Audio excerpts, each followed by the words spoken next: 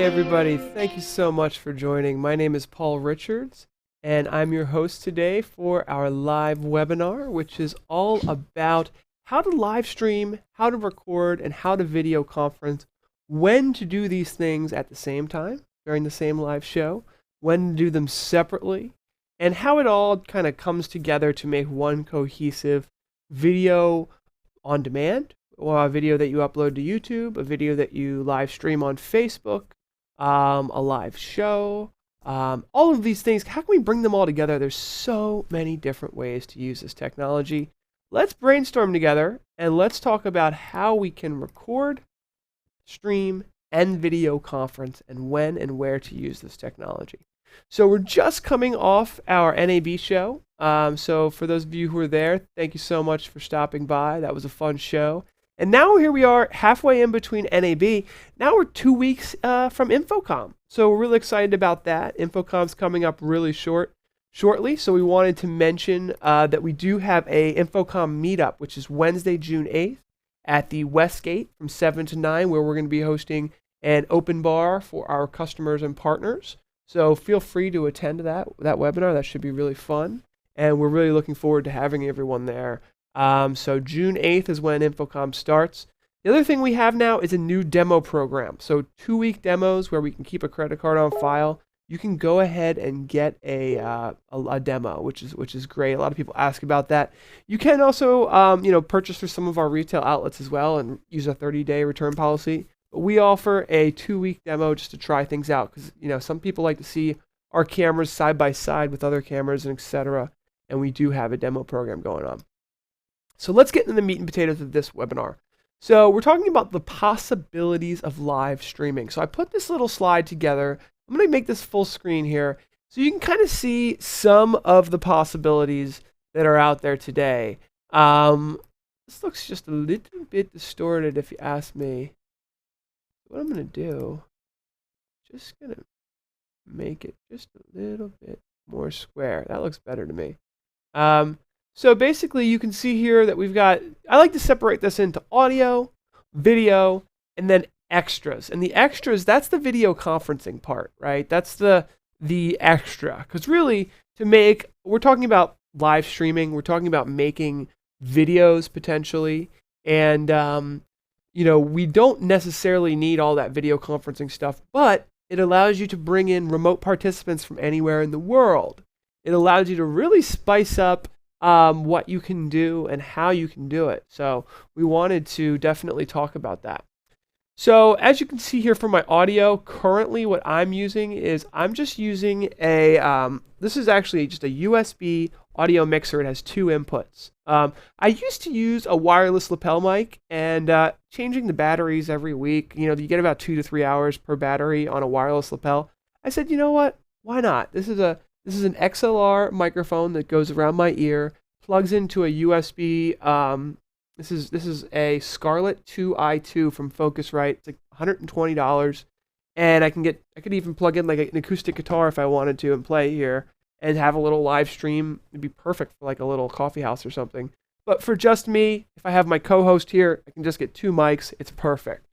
So let's look at this diagram a little bigger here. So that's our audio. For the video, I'm just using a HuddleCamHD 20X, so I have that plugged into my laptop. And then there's some other things we can do here. So in a little bit, I could add an iPad to this, and I'll talk about how to do that. A frame grabber is something that I use quite often. That allows you to take an HDMI source and plug it into a USB port on your computer. So you could plug in another computer, right? If you had a second person that needed to show their PowerPoint presentation. You could plug in a broadcast camera that had an HDMI output. You could plug in an iPad or an iPhone or an Android device through a frame grabber. So there's a lot of things you can do there. Sometimes we forget about those frame grabbers and how important they are. And so for video, it could be anything really. Audio, ton of options there. And then the extras are video conferencing. So how do we bring in a video conference call, a Skype caller from around the world? So we can have a talk show with 3, 4, 5 people. I also have a MIDI controller down here. Those are really fun to have, so that you can just have a little MIDI controller to just hit buttons, and you could actually do that with your keyboard through macros and things like that, whether you're using Wirecast or a TriCaster or different software to do that. You can just click buttons to make changes, but sometimes having a MIDI controller with big little buttons is nice, and then you've got your keyboard to do maybe you're monitoring chat or something and you want access to your keyboard. So this is how we have done our live streaming in the past. It's a little complicated, I'm not going to lie. We've got two computers here. One of the computers actually has an HDMI splitter so that we can see what's going on the computer on a television, and then we take the other HDMI and bring it into my laptop for streaming. Then we send return video back to the laptop so that others can see that. We've also found that depending on how fast your computer is, you can pretty much do the return video through your laptop using the external feature of Wirecast or vMix and allow you to just feed the video back into Skype or GoToMeeting or WebEx. And the audio setup here is quite difficult. It's too complicated. I think this is too complicated. We're going to talk about a way to really simplify that layout. That was something that our engineers put together. Sometimes they overcomplicate things, in my opinion, and we've come up with some easier ways to do all of this stuff. So let's go back to this slide. This is kind of like our thought process here: the audio, the video, the extras, and then streaming it all to the cloud. So first, let's talk about just live streaming, and then we'll talk about recording. Now, live streaming can be a little tricky, right? So it requires bandwidth. If you're going to do a 1080p live stream, I like to tell people anywhere from 3 to 5 megabits upload, not download. Download is a completely different beast. Uploading to the cloud, sending out your video, 3 to 5 megabits is usually what we recommend. So, that can be a little tricky in itself. And it's one of those things that the quality of your live stream can get interrupted by things out of your control, such as bandwidth, a blip in the network, things that you just can't control. Now, if you can locally record at the same time, then that is almost always, 100% of the time, a higher quality video file. And you can record in things that are not compressed. Okay, so when you stream, you're almost always going to have to compress that video file before you send it over the public internet. That's just standard. Everyone compresses with H.264. Maybe we'll see a lot more H.265 coming up soon, but that compressed video is never going to be as good as a .movie file or an MPEG file, or let's see some of the recording options we have here, such as, let's see, AVI files, and you can do it in much higher bit rates when you're recording locally to your computer, and that doesn't take any bandwidth at all. So best practice for a business who needs to use this content, maybe afterwards for post-production, maybe they need to use the content to post to YouTube later. Let's say you're streaming to Facebook for a big event and you want to be able to post it on YouTube later.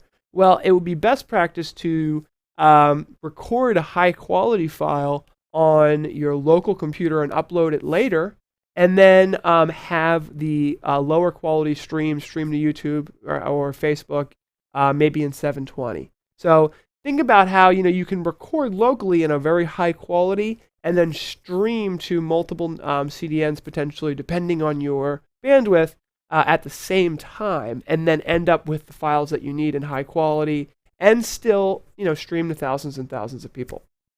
So that is basically the recording and streaming part. And now how do we throw in video conferencing? Well, when you're going to do video conferencing, it's best practice. I've never actually seen anyone do it without having a secondary computer. Just kind of tricky. You think that you could do all the live streaming, all the recording with one computer and do a video conference call on the same computer. Well, it gets a little tricky when it comes to sending audio and video, because what you need to do is you need to send return video to this whole time I forgot my lower third there. My apologies.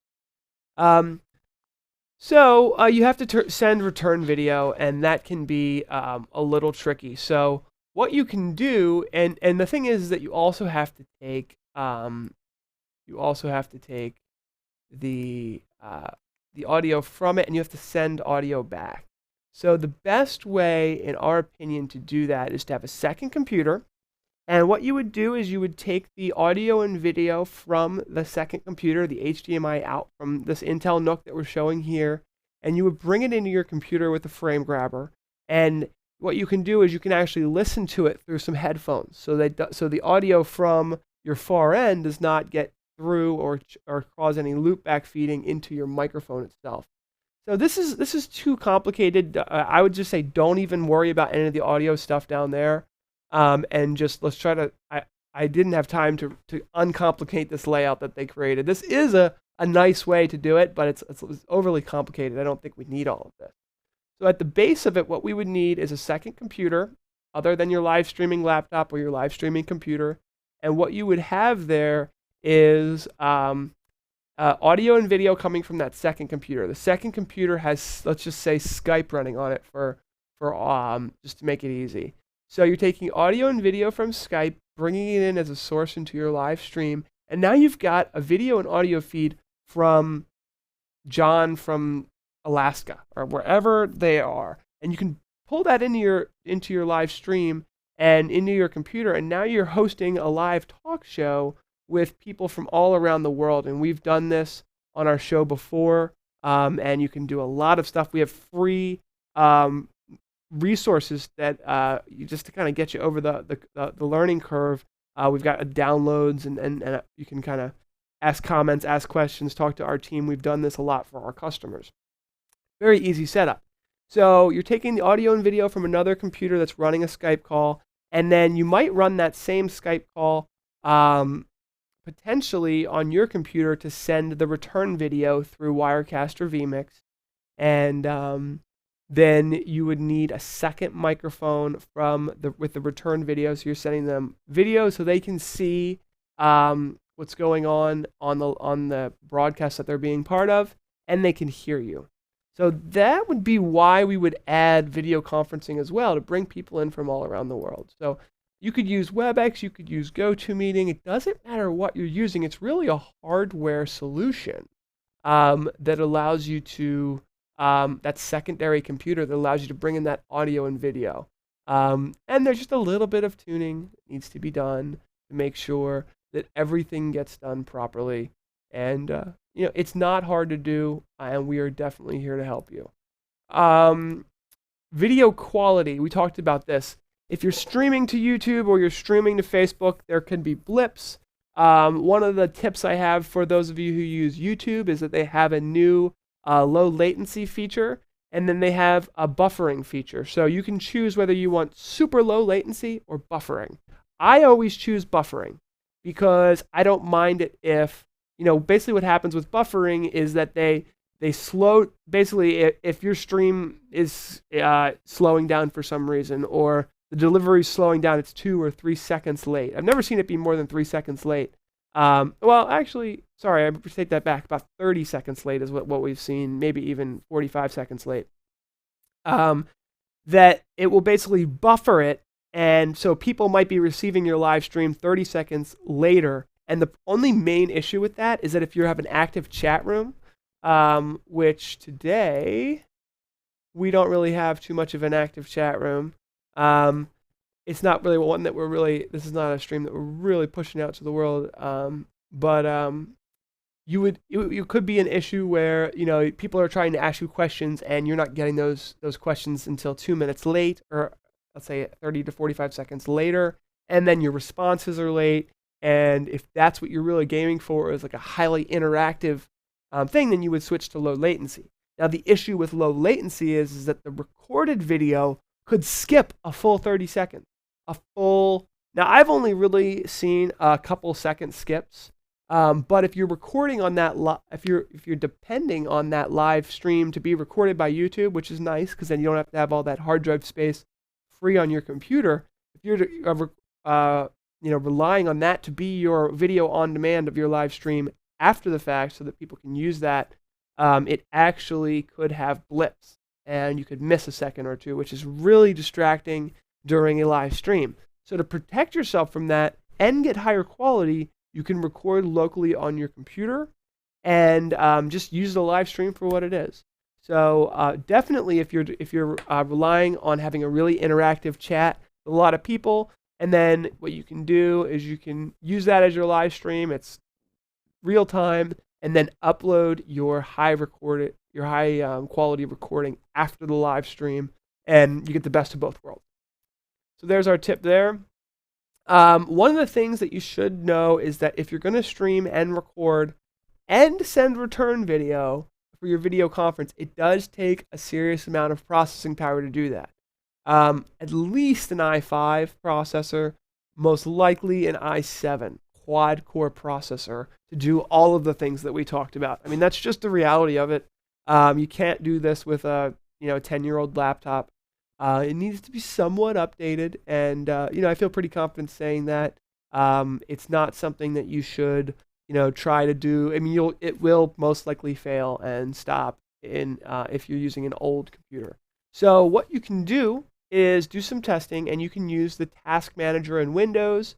I believe there's something I'm not a Mac user. I believe there's something in the Mac OS that you can use as well to monitor the processing power. But that is something that you want to keep an eye on. You definitely want to do some testing before you go live. What we're going to talk about next week, which is an important topic, is how to brand your live streams so that when you do go live, it's something that looks good. It's something that looks professional. So I'll just do a little teaser on what we're going to talk about next week. Let's see here if I can find it. And basically what we're going to talk about is how to brand your live stream, how to make it look really good, how to make it, actually, you know what, right here, this is kind of funny. Let's see if I can add, this is going to look a little scrunched, I think, but let's show it. Before you press this button, before you go live, one of the things we want you to do is to think about your branding. Think about how you're going to look when you go live. And we have some tips for you on how to do that. We're going to talk about how you can use Photoshop. So Photoshop is obviously important when you're creating a branded live stream. So we're going to talk about using Photoshop and how we use it here. We also use a program called After Effects, which is used for creating intro videos and different, I guess you'd say effects. Like the sidebar that you're seeing there was created in After Effects. So what we really want to do is we want to talk to your marketing department and say, hey guys, I know you have a plan for how you want our company to look towards the world. I'm trying to, live stream to the world and create a show that will communicate with the world, and how can we make it look, professional? And we're going to talk about those tools. We'll also talk about a company called videoblocks.com, which gives you, so you don't have to be an After Effects expert or a Photoshop expert. If you're just trying to figure out how to do this on your own or learning how to, this company actually allows you to, for $200, subscribe to their subscription and actually get pre-downloaded intro videos where you can just insert your logo and stuff. But that's not till next week. We'll talk about all of that. So without further ado, thank you all for watching. We really love having you. And that's it. We're going to roll the credits. Thanks, everybody. Enjoy your weekend. Happy Friday, TJIF. Have fun. Bye.